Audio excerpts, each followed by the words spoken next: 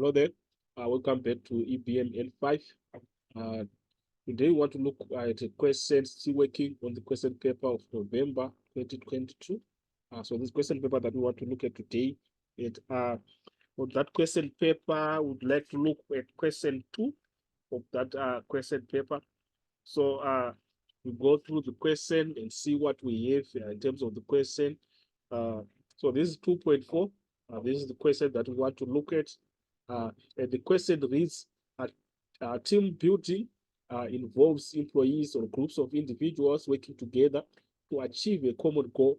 It has become a yearly event for a women's Stockville of Madeni in KwaZulu-Natal to take time out together. This is aimed at promoting team building. On the eve of Women's Day, 20 women left for a 2-day stay at Golden City. According to the team leader, their message for this year is Women in Action. So this is what we have. We are given this passage and I need to read it and understand it. We can go over again if you didn't understand on the first attempt. So we go on to look at what questions we have beneath that. We've got the first question here, which is 2.4.1. It reads a define team building. So this question is 2 marks. Very important to take note in terms of the number of marks that you are given there. On team building, we need to define it and explain what actually it means. But basically, when you're looking at team building, we are looking at collective actions that are being integrated at an organization.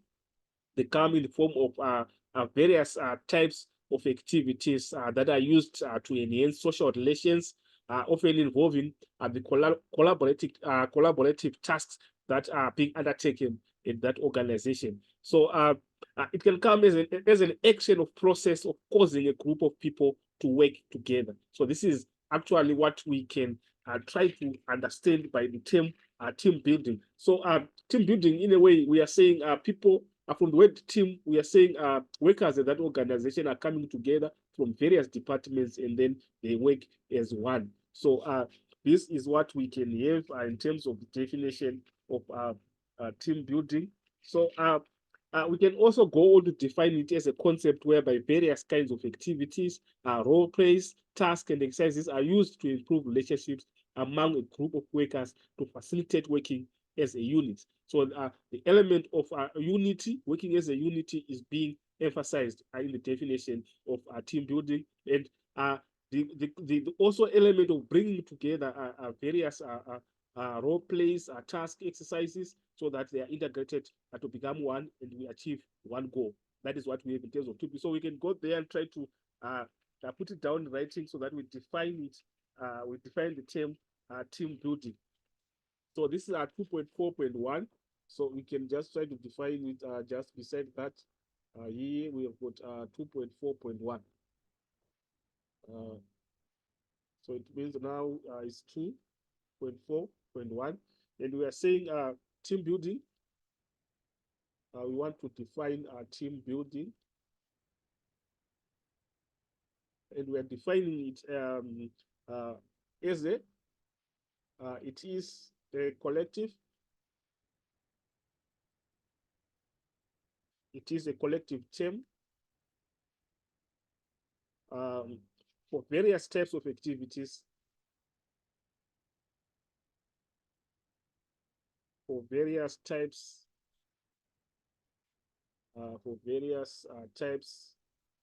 there we've got various types of activities.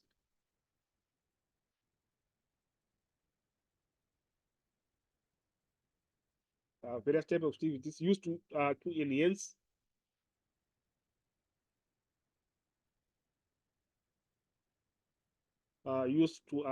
social relations.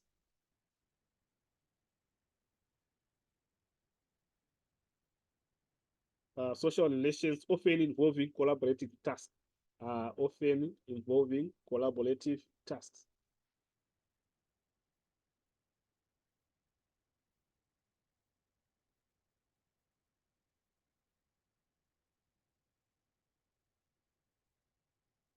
So this is what we have there. So we can go on to define it. Remember, the question is the 2 marks. We can go on to put more information that you might think it's correct there. So this is what we have on definition of team building. You can go on and try to add more as an action or process of causing a group of people to work together. You are just trying to summarize the explanation there. So we go on to look at the second question that we have there. The second question is saying state any 3 advantages of team building. Since we are saying various types of activities are used to enhance social relations, so it means what are we gaining from that? Those are the advantages that we are going to bring down. So we can try to see what advantages do we get from this explanation that we had of team building. So we are now on the second part of that one on advantages of team building. Uh, Advantages of team building. So remember, this was 2.4.1, so we are now on 2.4.2. So we can just say advantages of team building.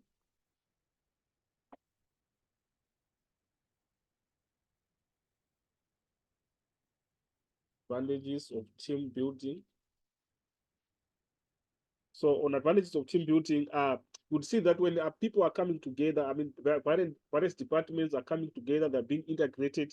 We've got advantages that we can see there of increase in productivity. Remember, productivity, we are saying on average, what is the production in terms of, if it's a producing company, in terms of average, each individual worker is producing how many units. So that becomes productivity.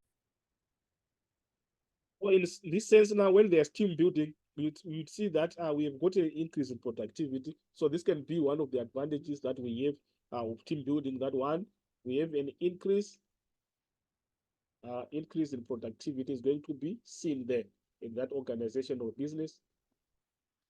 Then again, from this coming together of different departments, activities being brought together, we can also have an encouragement of creativity that is being put, because we are going to have different ideas as we are seeing that we've got integration of different parts that are coming together. So it means that there is more possibility that different ideas, we are going to have different ideas being brought together to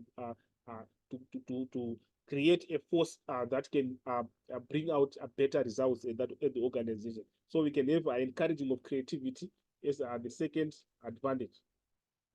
Encouraging of creativity. So this is what we have. And then remember, the question is asking for 3.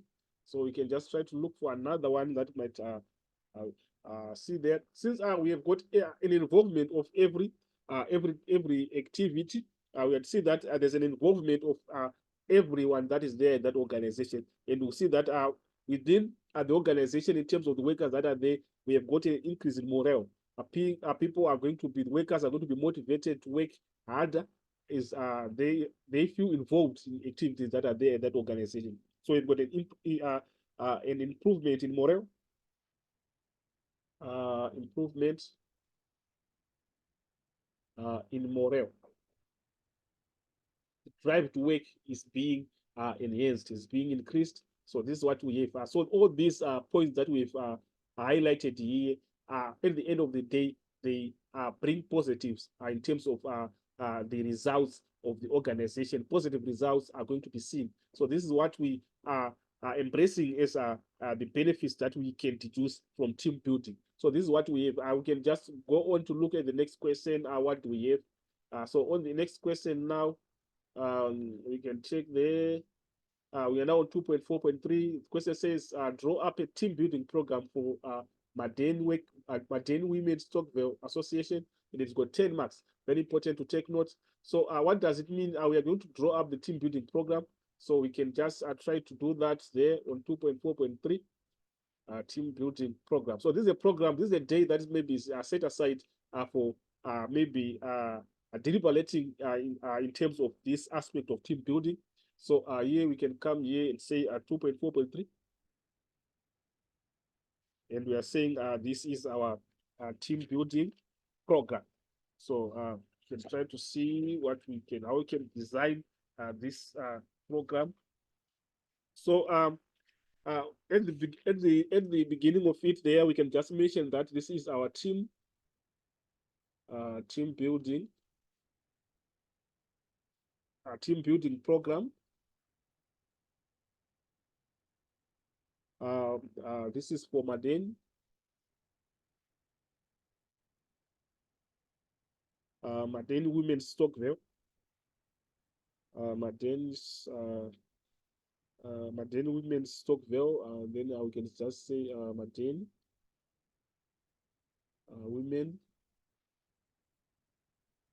Women's Stockville.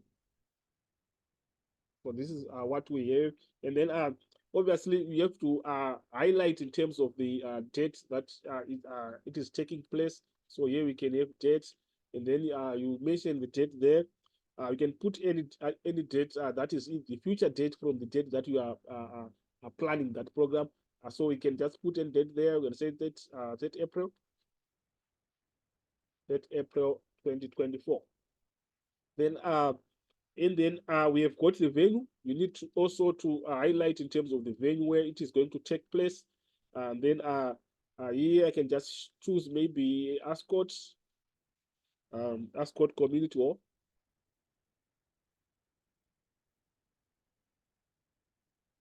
Ascot Community Hall.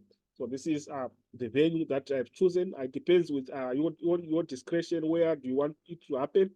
So beneath that, now we are now designing the program. So what we are going to do is we are going to create a column that we are going to put the time, and then we have got a column that we are going to put the activities. So here, let's have a column for time, and then we also have a column for activities. So in this sense now, you can put your lines there. And then here again, we are going to put a line that's going to differentiate these two columns, that is time and activities. So on the time column there, you are going to tell us where it's starting. For example, let's choose 9 o'clock. It's starting at 9 o'clock and we are going to tell us what is going to happen at 9 o'clock. Obviously, this is at the beginning of the program. That's when we are going to have the registration in terms of the people that are present, and a roll call is made in terms of who was invited, is the person there, etc. So this is what we have there. We have got at the beginning registration, and roll call. Then from 9 o'clock, let's give an estimation that by 9:20 we are finished. So at 9:20, what is going to be there? Then that's when now we are going to have a welcome speech. Speech. Then after that, again, we say maybe welcome speech will last about 10 minutes, and then we go to 9:30. That's when we are going to call upon the guest speaker.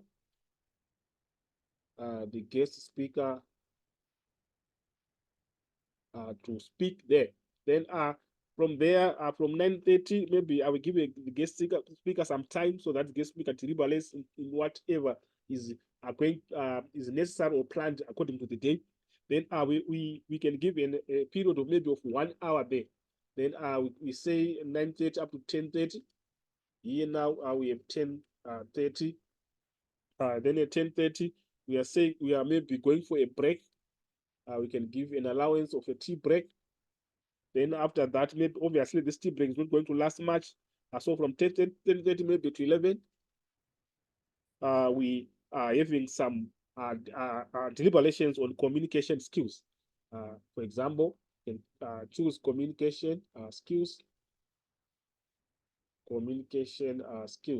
So this is what we have, and then there 11 o'clock we give again an allowance of 12 hours for that period, and then an allowance of 1 hour. Then we are moving from 11 o'clock maybe to 12 o'clock. Then at 12 o'clock we give an allowance that people are associates, and the people that are present there, they associate and get to know each other and understand each other. So we are saying at 12 o'clock getting to know and understand each other. Getting to know and understand and understand each other.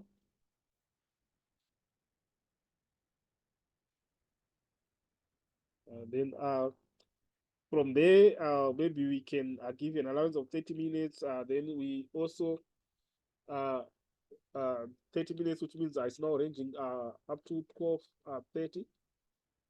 Then at 12:30, we design or we give an allowance of dance and fun time where people are just refreshing their minds, dance and fun time.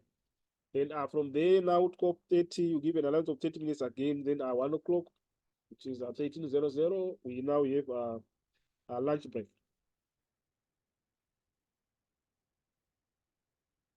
People are going for lunch, and then after that, we also see what we can design there. So after lunch break, we can give an allowance also of 1 hour, and then we uh, we give an opportunity also on the deliverance of handling conflicts, for example, handling conflicts. So here now we are saying 1 to 2, which is 14:00. We are now having deliberations on handling conflicts.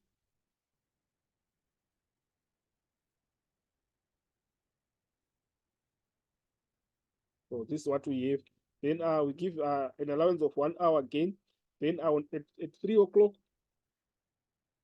that is this is 15:00. We can give time for question time and feedback. Remember, there are some people who need some clarifications in terms of what has been delivered, and need some clarifications and more understanding. So we give that we reserve the time for that. So here we've got question time and feedback. Question time and feedback. So this is what we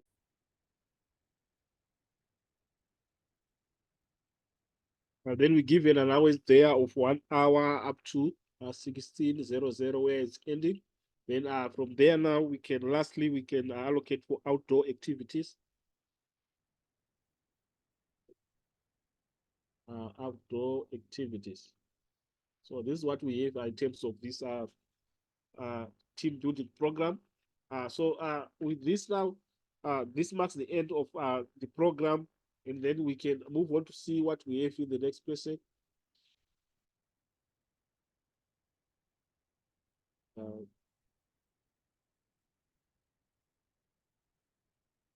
then the next question we can check there. We're still on question 2. Right. This is what we have. Then the next question is just beneath that one. We are now going to um, 2.5. 2.5. So 2.5 is here. You can just highlight so that it becomes simple for us. We are now going to 2.5. So on 2.5, we are given again something that we need to read there. So we go through. Moral stance is an ethical decision one makes when faced with a problem or a situation that is governed by any formal laws and rules. Most often, people fall back on their background, religion, culture, and conscience to make an acceptable decision. Despite the concepts of profit making, it is expected that in the business world, businesses should act in an ethical manner and embrace moral management. Green and Blue are planning to set up a joint business in their community with the aim of creating jobs and assisting growing the economy of the community and the country at large. So we are given this information that we are given. So if you haven't understood, you can go again and read so that you grasp whatever needs to be communicated there. So the question that we have there is reading in bullet form, state any 3 benefits of moral management are based on sound ethical standards. So we have got a new term that is coming in there of moral management. So we can need an explanation in terms of what we mean by moral management. But basically, when you look at moral management, uh, we can describe it as a leader's conduct that exemplifies strong moral values, selflessness, and integrity management. on how it conform to professional and legal standards of conduct. So we've got the issue of legal conformity that we are emphasizing when we have moral management, and also the aspect of strong moral values is included, and integrity is also part of that of moral management. So this is what we have in terms of moral management. So our question is asking us for 3 benefits of moral management based on sound ethical standards. So this is what we have. So we can just look for any 3 benefits or advantages that we can deduce from that one. So if you look at it, let's look at there. Let's try to see what we have there. One, let's look at the first benefit that we can deduce from there. So if you look at the benefits that we can look at there of moral management, we can have it helps to gain customers trust. So when we have good moral management at our organization or business, the uh, customers feel secured. So there's trust in the business that we are running when we are applying moral management. So this becomes an advantage that it helps to gain customers trust. So you can say it helps to gain customers trust. So this is what we have in terms of the definition. The advantages of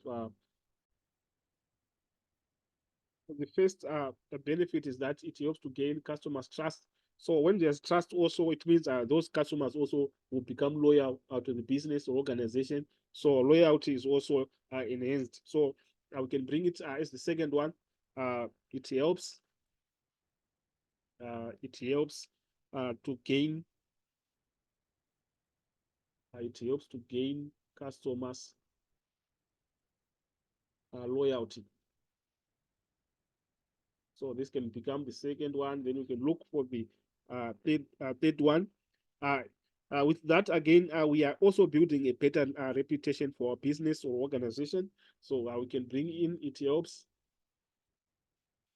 It helps in building.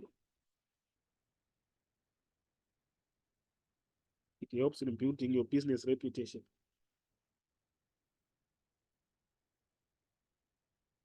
Your business reputation.